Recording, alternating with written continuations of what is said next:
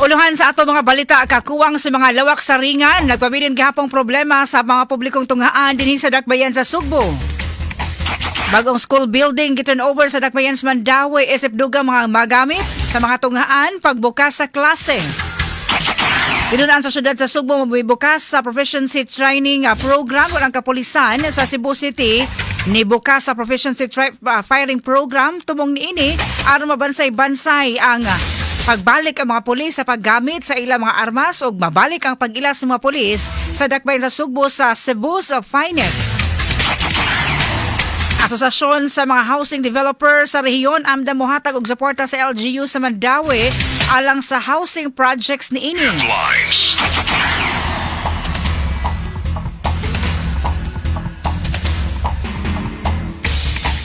Samtang, investigasyon sa flood control project anomalies magpadayon karong Huwebes. Mga mga headlines. Sugbo, Kabisayan ug Mindanao, Pilipinas, worldwide. Maayong hapon kini si Radio Man Aida de la Cruz Tampos.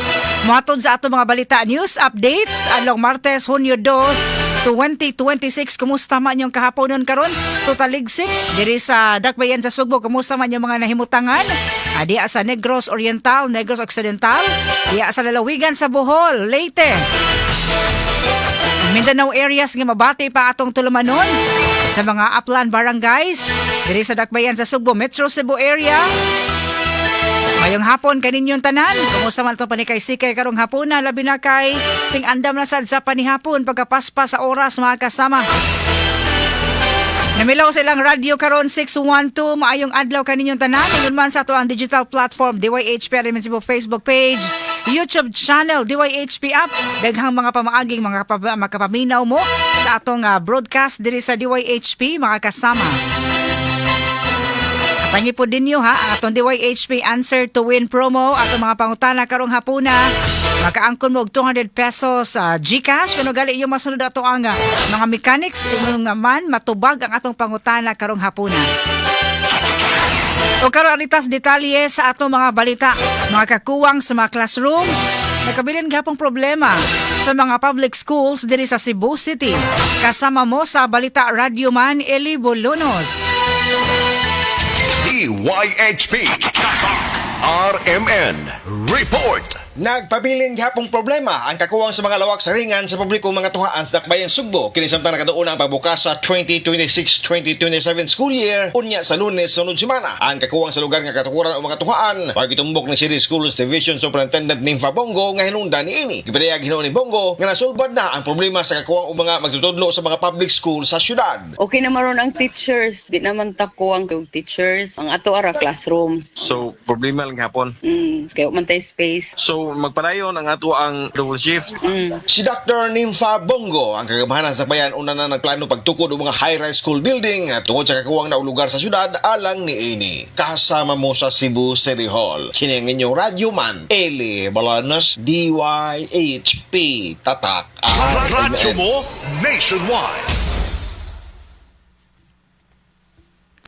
At oras sila 5:17 na sa kahaponon mga kasama samtang sa lain pang balita.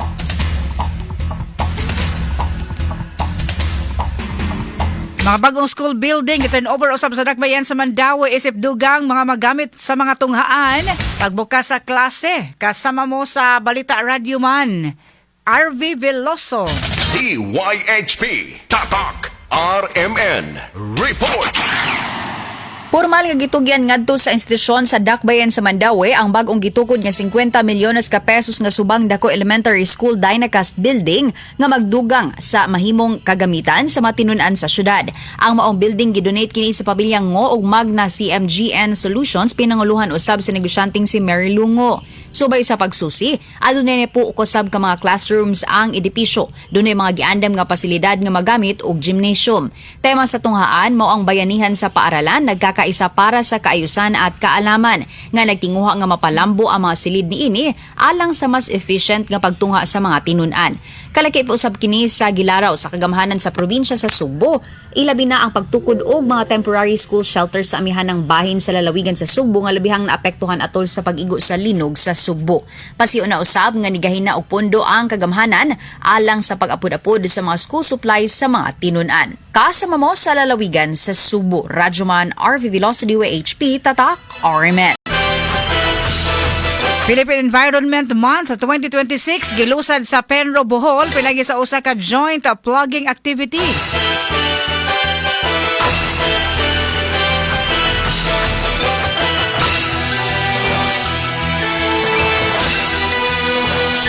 Ato i-check ha mo ang balita. Karong taon-taon samtang sa Pikas Bahin una, ang kapulisan sa syudad sa Sugbo mibukas sa proficiency firing program. Tumong niini aron mahanas pa pagbalik ang mga pulis sa paggamit sa ilang mga armas o mabalik ang pag-ilas sa mga pulis sa dakbayan sa Sugbo nga Cebu's Finest. Kasama mo sa balita Radyoman Arnold Bustamante. DYHP Tatak RMN Report. Gibuksan sa Cebu City Police Office ang Proficiency Firing Program kaganina sa bagong girenovate nga firing range sa road sa Camp Sotero Cabahog sa Dalan Gordo sa Sud sa Sugbo. Ang maong kalihukan gitubong aron mapanambo pa ang pagkahaniti sa paggamit sa laga mga armas, pagkahingigo nini og operational readiness sa kapulisan sa Sud sa Sugbo. Atol sa seremony gitambungan kini sa mga opisyal sa kapulisan sa Dakbayan sa Sugbo sa pagpangulo sa hipinini nga si Police Colonel George Ilanan. Mga dinapit gikan sa Cebu City Peace and Order Council, likip na si City Councilor Paul Labra o si Arnel Tansinco, Chief of Staff sa Cebu City Peace and Order Council.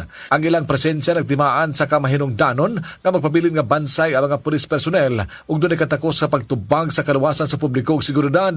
Ato sa gipahigayon nga programa ang mga misalmot gipahimangnuan nga ang firearms proficiency mao isukaranan nga aspeto sa panerbisyo sa pagkapulis nga direkta nga makahatag og luwas ug epektibo sa ilang pagpatuman sa balaod. Gipasabot usab ni Ilanan kung unsa kamahinungdanon ang proficiency firing program sa matag police personnel aron mapalambo pa ang ilahag disiplina, accuracy, sound judgment ug responsable sa paggamit sa mga armas nga mao gikinahanglan sa matag police official nga nagmandato kanila sa paghatag og proteksyon sa katawhan. Human sa pagbukas sa programa, ang matag personnel sa CCPO gihatagan og schedule alang sa ilang firing exercise ubos sa hugot nga pag-supervise sa gilistino nga range officers o safety personnel. Walay non mubutyag sa Ilanan kung doon na bay silot dito nga mga pulis nga dili makapasar sa mga programa.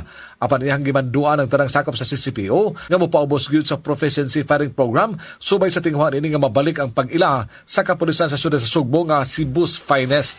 Kasama mo sa Cebu City Police Office ang inyong Radyoman Arnold Bustamante DYHP Tatak RMN. Radyo mo nationwide. Ato oras sa 5:24 sa kahaponon kini nga samtang sa dugang pang balita makasama ang Philippine Environment Month 2026 gilusad sa Penro, Bohol. Pinagi sa usa ka joint plugging activity. Kasama mo sa balita Radyoman Remart Pugol. DYHP Tatak RMN Report. Kini nga balita hatod kanato sa Life Extension Vitamin D3 kasamang AIDA gilusad sa Provincial Environment and Natural Resources Office kon Penro, Bohol ang pagsugod sa Philippine Environment Month karong tuiga pinagi sa ilang gihimo nga joint plugging activity didto ni gipahigayon sa Barangay Manga, Tagbilaran City, probinsya sa Bohol karong adlaw. Ang maong kalihukan gisalmutan sa dulan 200 ka mga partisipante nga nagikan sa buhatan sa Department of Environment and Natural Resources kon DNR, partner agencies, stakeholders, local volunteers o mga taga-private sector. Subay sa maong environmental activity ka sa mga AIDA, ang mga partisipante nakakulikta og kapin sa 200 ka kilo o anaa sa 50 ka mga sako sa mga basura. Gipasalamatan usab sa hingtungdang mga ahensya ang tanang nisalmot sa maong kalihukan nga nagtumong sa pagpakabana ug pag-amping sa kinaiyahan. Ang tema sa pag-obserbar sa Philippine Environment Month karong tuiga mao ning Inspired by Nature for Climate for Our Future. Kasama mo sa DNR7 Central Visayas, Radyoman Remart Pugoy DYHP, Tatak RMN. Doon nga, baybayon ang mga kadalanan sa Dakbayan sa Sugbo ug sa uban pa nga police report ning oras karon. So taligsik man to kaganina, kumusta na karon ang gawas nga bahin? Asa kadapita nakasinati og bagang duot sa trapiko. Doon na ba kay mga vehicular accident nga monitor nato? Radyoman Josephos Quijano, JQ.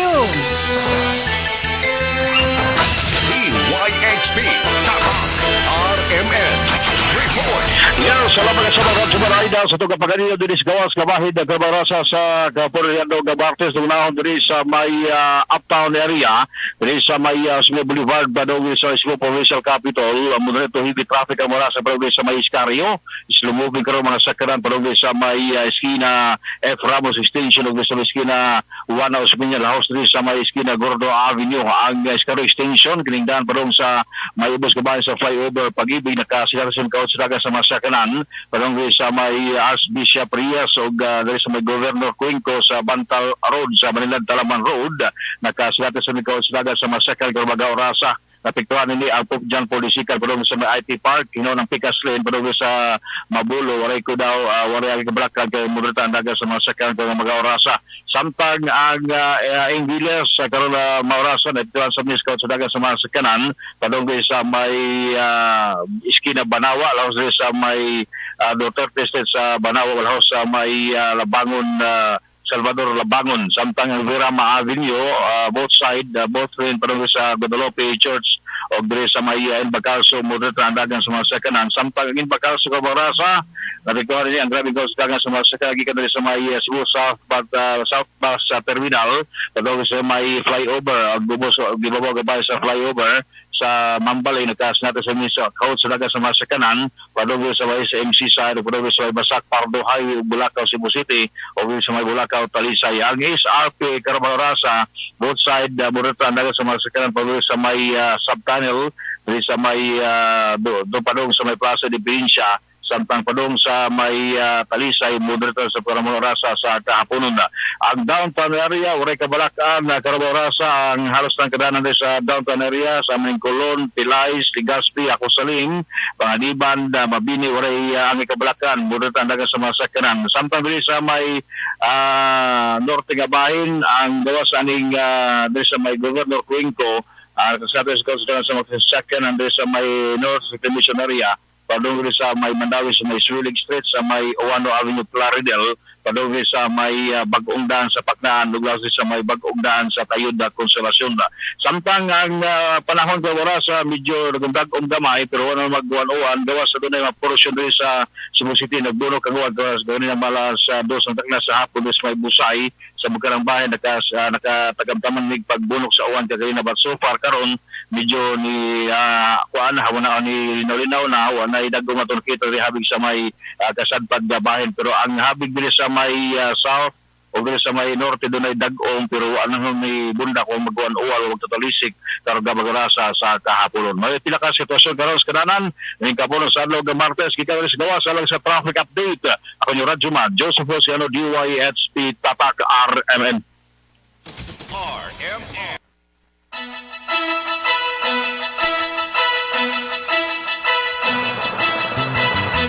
Daghang salamat, Radio Man Josephos Quijano. Kanya to igrito, ngayong pagpaminaw naglanog-lanog, ang DYHP kusog kaayo diri ang amplifier. Ngayong hapon, kusog kaayo diri sa Mahawak, sipa kaayo, diya sa Mahawak, Medellin, Cebu, ay diya sa Barangay Mahawak. Nila ni Teroy, Biliganio, Flores Urbano, nga nagpaminaw karon. Sila si Joseph Urbano, o uban nga nagpaminaw lang si CJ, no, o pamilyang Urbano diya sa Mahawak, Medellin, Cebu. Mayong kagaminaw ninyo, kumusta mo diha? Kumusta ba ng panahon nato diya sa Medellin, Cebu? Atong weekend murag dagko man kayong bawd, wala say panuloy. Ato oras alas 5:34 na sa kahaponon.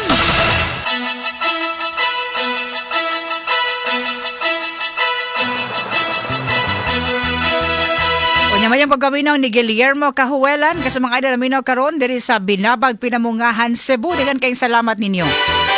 Samtang sa dugang pang balita, asosasyon sa mga housing developers sa rehiyon andam muhatag o gasuporta sa LGU sa Mandawi alang sa housing projects ni ini. Kasama mo sa balita Radio Man Ken Galanea.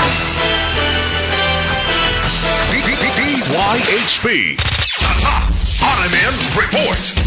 Nakiktagbo ni Mandawi si Mayor John Kiwano ang labing dako nga grupo sa mga housing developers sa rehiyon para ipadayag ang ilang kaandam sa paghatag og technical support alang sa mga housing projects sa syudad. Ang Subdivision and Housing Developers Association Central Visayas sa sa ilang pagduaw sa Botani Uwano, mitani gusabog kaandam pagpaambit sa expertise sa housing development ingon man ang pagpalig-on sa mga palisiya o regulasyon, pagpatuman sa mga proyekto makabenepisyo sa mga residente sa syudad, ilabi na kadto na ginahanglan og dissenting kapuy-an. Subay nini ang kadaguan sa asosasyon Attorney Dennis Kiyokeli so Ken Salimbangon wa mo salikoy sa posibilidad nga hulmahon ang partnership tali sa SHDACV ug ang lokal nga kagamhanan para makatabang sa mga pamilyang apektado sa kalamidad. Mga informal sector sa guban community nga magkinahanglan og luwas ug maayo nga kapuy-an. Lakip sa gisgutan man pagpalig-on sa socialized housing project, housing rebuilding programs kauban ang Department of Human Settlements and Urban Development ingon man ang ubang stakeholders gikan sa pribadong sektor. Kasama mo sa Dakbayan sa Mandawi ang ining Radio Man Kan Galinea Tatak Arimen.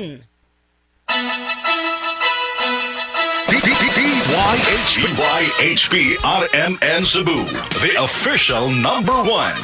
Radyo mo nationwide. At oras sila 5:36 sa kahapon ito balikon ha DYHP Answer to Win promo karong hapuna unsa may mga nag-una. Unsa may nag-una karon nga kakuwangan problema sa mga tunghaan sa dakbayan sa Sugbo ug sa tibok nasod mga kasama origi atubag problema kaning kakuwangan sa unsa man i-type ang inyong atubag sa atong ang comment box diri sa DYHP RMN Cebu News Updates ug siguraduha nga inyong gi-share atong program sayang kaayo na i-follow mo sa Mikalig sa panuwa makompleto no i-like na i-follow DYHP RMN Cebu Facebook page ingon man ang Attorney Rofil Fernandez Banyok Facebook page kana dunay blue check mark ha Attorney Rofil Fernandez Banyok unya i-share ang atong live program karon kompleto ang pagsunod sa mga mechanics aron doon na kay chance nga makadaog og 200 pesos GCash. At oras sila 5:37 na dugang pa mga balita mga kasama sa atong pagbalik kuman sa mga pahinumdom.